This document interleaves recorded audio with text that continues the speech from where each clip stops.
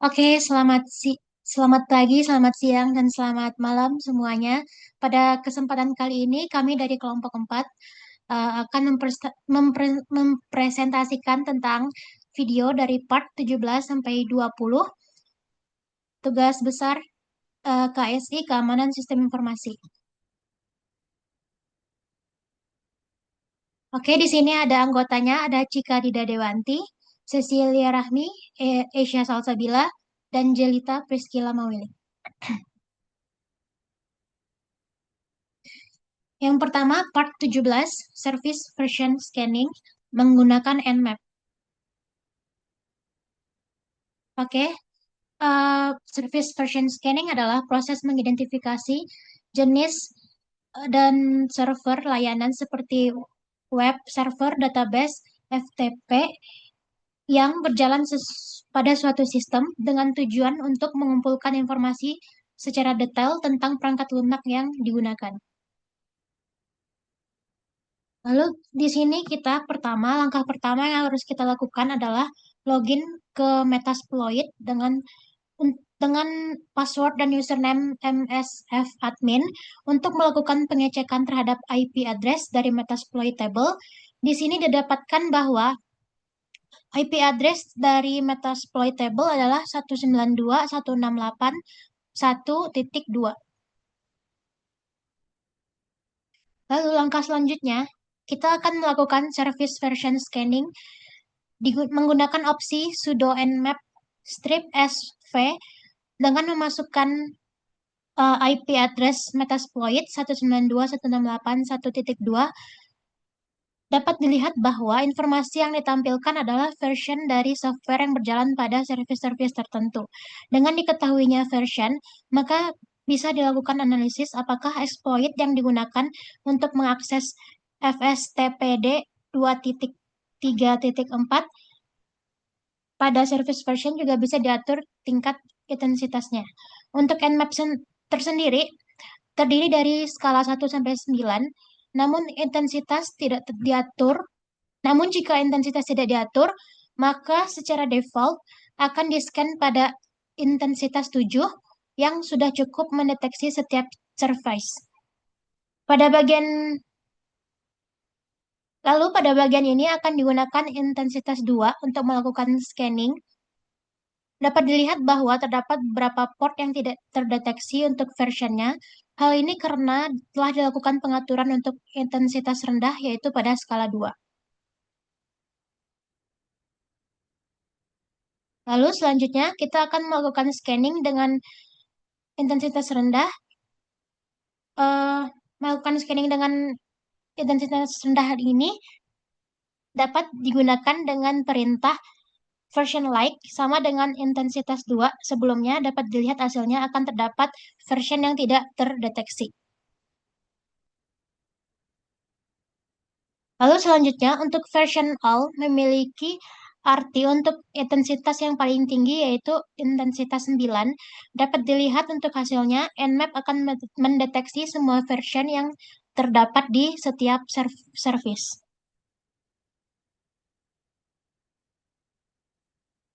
Nah, untuk mengetahui version yang dapat digunakan dengan menggunakan command strip A, yang berarti akan dilakukan aggressive scanning.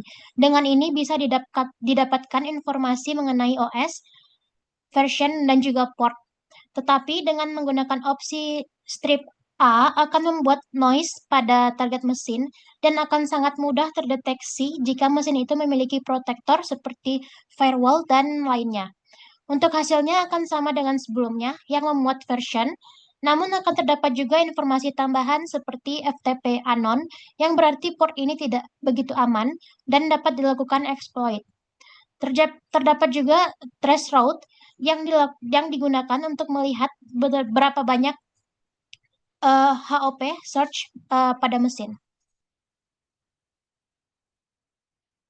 Lalu kesimpulan yang bisa kita lihat, service version scanning menggunakan Nmap sangat penting dalam pengujian keamanan karena memungkinkan tim untuk mengidentifikasi layanan dan versinya yang berjalan pada sistem target.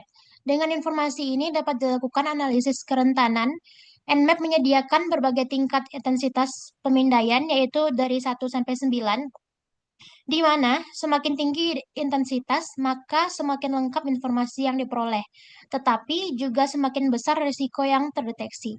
Opsi seperti version like, version alt, dan memberikan fleksibilitas dalam pengumpulan data sesuai kebutuhan dan risiko yang dihadapi. Oke, selanjutnya akan dijelaskan oleh rekan saya. Baik, selanjutnya di part 18 terkait port specification and output handling. Next. Selanjutnya untuk pembahasan dalam part 18 ini terkait proses port scanning menggunakan Nmap terhadap target metasploitable, di mana pemindaiannya ini bisa dimulai dari port tunggal untuk fokus pada layanan tertentu atau diperluas ke rentang port guna menemukan lebih banyak layanan aktif. Full port scanning memberikan gambaran yang menyeluruh terhadap seluruh permukaan serangan yang mungkin. Penggunaan opsi seperti strip SS, strip strip memungkinkan scanning cepat dan menyeluruh, sementara opsi strip SS, strip F juga digunakan untuk scanning port yang sering dipakai yang menghasilkan kombinasi port terbuka dan tertutup yang lebih terfokus. Untuk dokumentasinya, hasil scanning dapat disimpan menggunakan pengalihan atau opsi strip on dan ditampilkan kembali dengan paket. Selanjutnya, pada tahap ini dilakukan scan pada metasploitable dengan menggunakan sebuah port, yaitu port 21, di mana diperoleh informasi bahwa port 21 ini memiliki state tertutup dengan service FTP. Next. Selanjutnya, pemilihan port juga dapat dilakukan dengan menggunakan rentang. Sebagai contoh di sini, portnya ini menggunakan rentang 21 hingga 200, yang dimana diperoleh informasi bahwa sebanyak 172 port yang tertutup beserta daftar port yang terbuka. Next. Selanjutnya, jumlah port sendiri adalah sebanyak 65.535. Dapat dilakukan scanning untuk semua port dan diperoleh sebanyak 65.505 port yang tertutup dan daftar dari port-port yang terbuka. Next. Untuk scanning semua port juga dapat dilakukan dengan opsi min SS. Strip strip yang memiliki arti dapat melakukan scan port 1 sampai port 65.535. Jika tidak diberi rentang, maka Nmap secara default akan melakukan scan untuk 1.000 port. Next. Selanjutnya dapat dilakukan juga scan untuk port yang sering digunakan dengan menggunakan opsi strip SS, strip F, dan akan menghasilkan 82 port tertutup dan 18 port terbuka. Next. Nah, untuk menyimpan hasil scanning ke sebuah file dapat digunakan seperti simbol pengalihan di hasil scan.txt dengan nama file yang bisa disesuaikan. Setelah itu kita dapat menampilkan file scan dengan perintah cat diikuti dengan nama file yang telah dibuat sebelumnya. Next. Oke, cara lain yang dapat digunakan untuk menyimpan hasil filenya itu menggunakan perintah strip ss, strip on, di mana nantinya dapat menyimpan hasil ke sebuah file serta hasilnya juga bisa ditampilkan. Next. Oke, untuk insight yang didapatkan dari part 18 ini, di mana proses port scanning ini menggambarkan pentingnya pemahaman strategi dalam fase reconnaissance saat melakukan pengujian keamanan jaringan. Setiap mode dan opsi yang digunakan mulai dari pemilihan port tunggal, rentang, hingga semua port memiliki kegunaan spesifik untuk mengungkap layanan yang berjalan pada sistem target. Penggunaan opsi seperti strip SS, strip F, atau strip P strip bukan hanya memberikan efisiensi, tetapi juga ketepatan dalam mengidentifikasi celah. Sekian pemaparan dari saya mengenai teknik port scanning dan penyimpanan hasilnya. Selanjutnya pembahasan akan dilanjutkan oleh rekan saya. Terima kasih. Oke, selanjutnya untuk pembuatan tools port scanner dengan metode Python, boleh di next.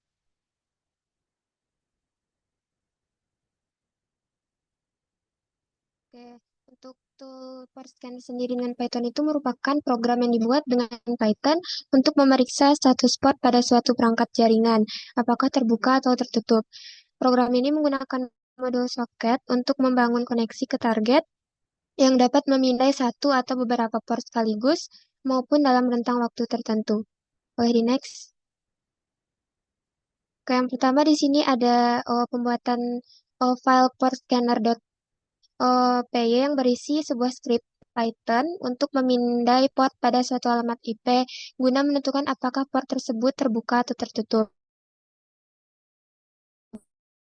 Menggunakan command entry untuk port scannernya dengan parameter berupa alamat IP target dan nomor port yang ingin kita periksa. Nah, pada tahap ini kita akan memindai dari IP 192.168.1. Nah, sini menunjukkan bahwa port 21 itu terbuka, untuk port 30 itu merupakan port tertutup. Metasploitable dipilih sebagai target karena merupakan sistem operasi yang sengaja dikonfigurasi dengan berbagai kelemahan keamanan sehingga sangat ideal untuk pengujian penetrasi dan eksplorasi keamanan. Boleh di next.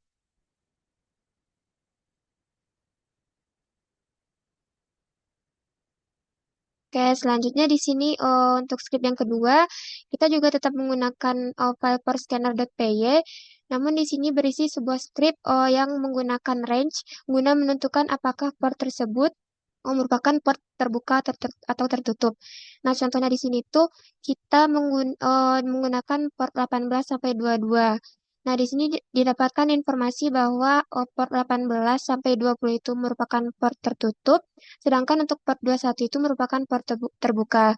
Contoh lainnya di sini untuk port 78 sampai port 85 didapatkan informasi bahwa port 78 dan 79 merupakan port tertutup, untuk port 80 merupakan port terbuka. Lagi next. Oke, yang selanjutnya di sini kita juga menggunakan script port scanner.py, namun di sini akan digunakan port yang sesuai dengan yang kita inginkan dengan menggunakan tanda koma. Contohnya untuk hasilnya di sini itu kita menggunakan IP 192.168.1.17 dengan portnya itu di sini kita menginputkan 20,21,22 dan didapatkan informasi bahwa port 20 itu merupakan port tertutup sedangkan untuk port 21 dan 22 merupakan port terbuka. Boleh di next. Oke, yang terakhir di sini kita akan mengetes koneksi apakah berhasil atau tidak. Nah, script ini itu mengambil informasi persilayanan yang berjalan di port tersebut dan mencetaknya dengan warna kuning untuk yang berhasil, sedangkan untuk yang terbuka dan warna merah untuk yang tertutup. Nah, jika koneksinya ditolak, pesan berwarna merah akan menunjukkan bahwa port tersebut tertutup. Script ini juga menangani kesalahan Unicode dalam kasus di mana data yang diterima tidak dapat dekode. Selain itu, script ini juga memiliki logika untuk menangani berbagai format input port, termasuk satu port tunggal, daftar port yang dipisahkan dengan koma, atau rentang atau range port, yang memungkinkan fleksibilitas dalam pemindaian. Nah, untuk hasilnya di sini itu kita akan menghasilkan perbedaan pada warna port yang terbuka dengan port yang tertutup. Dapat dilihat bahwa di sini port yang diinputkan itu merupakan port 28 dan di sini dapat dilihat berwarna merah karena merupakan port tersebut adalah port yang tertutup. Boleh di next. Nah, untuk insight-nya di sini itu terus port scanner dengan Python memberikan pengalaman praktis pada membangun koneksi jaringan menggunakan model soket, sekaligus mempelajari cara mendeteksi status port dan layanan yang berjalan melalui metode binary grabbing. Selain itu juga menekankan pentingnya menangani error pada program tetap berjalan stabil di berbagai kondisi jaringan. Pembuatan tool ini turut meningkatkan pemahaman tentang pembuatan alat keamanan jaringan sederhana dan pentingnya menerapkan teknik hacking secara etis.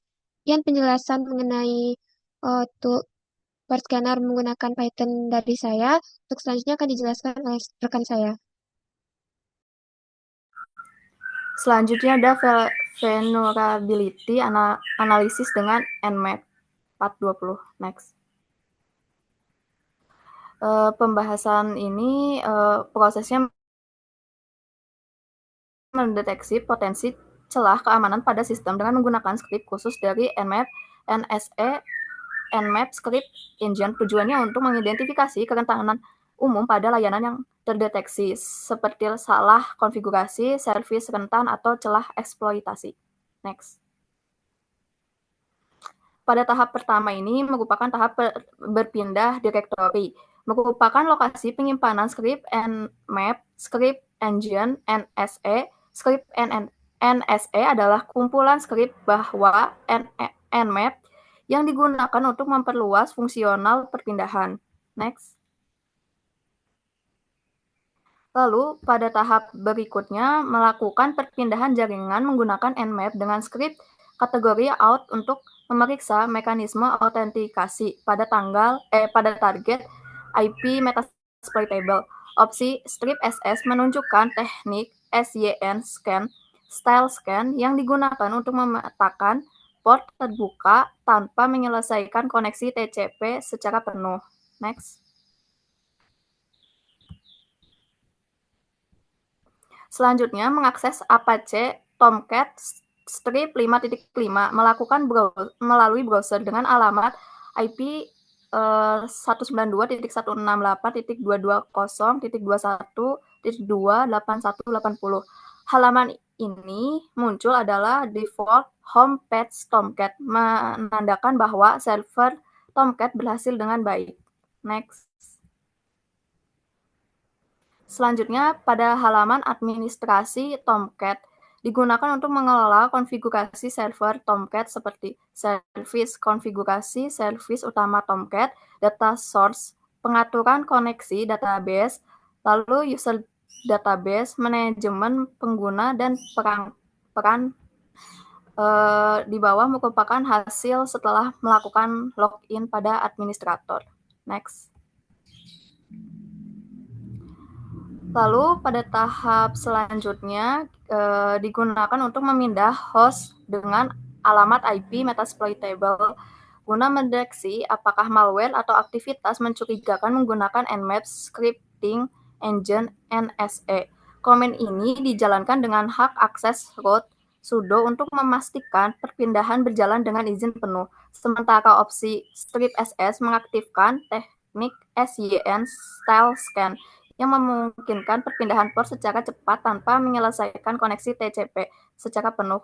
Kategori script malware di sini berfungsi untuk mengidentifikasi berbagai tanda kerentanan seperti backdoor, trojan, atau indikasi lain yang terkait dengan infeksi malware pada sistem target.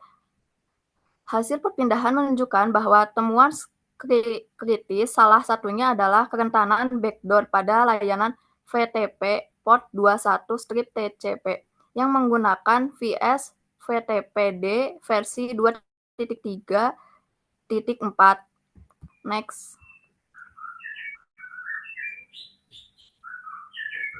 Lalu di sini kita akan melakukan pencarian pada database CVE Command Vulnerability and Exposure untuk VS VTPD versi 2.3.4 dengan ID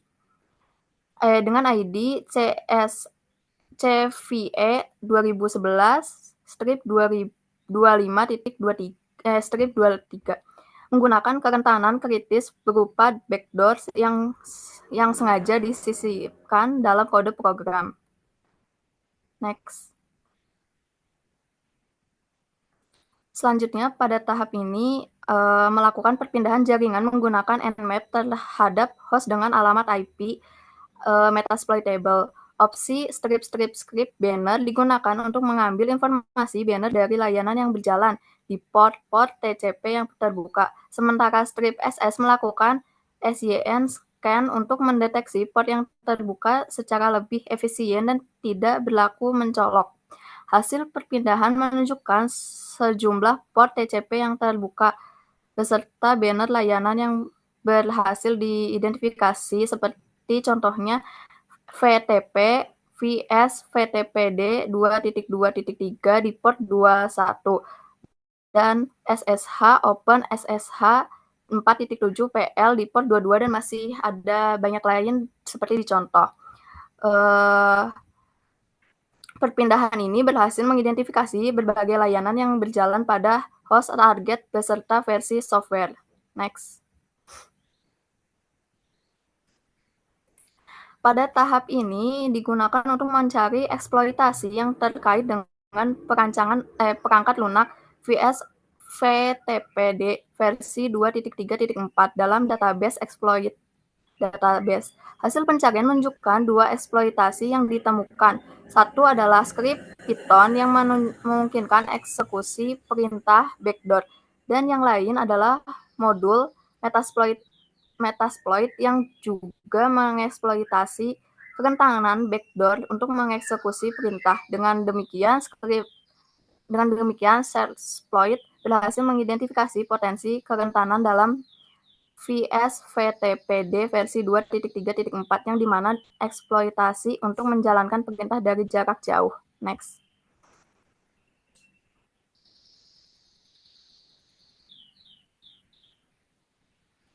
Pada tahap ini, kita akan melakukan pencarian proses informasi mengenai celah keamanan exploit pada versi 2.3.4 dari perangkat lunak VSVTPD.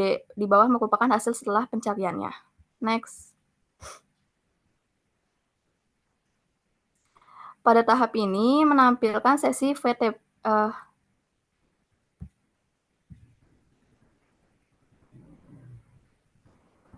sebelumnya. Nah, pada tahap ini menampilkan sesi VTP file transfer protokol yang telah berhasil terhubung ke servis VTP di alamat IP.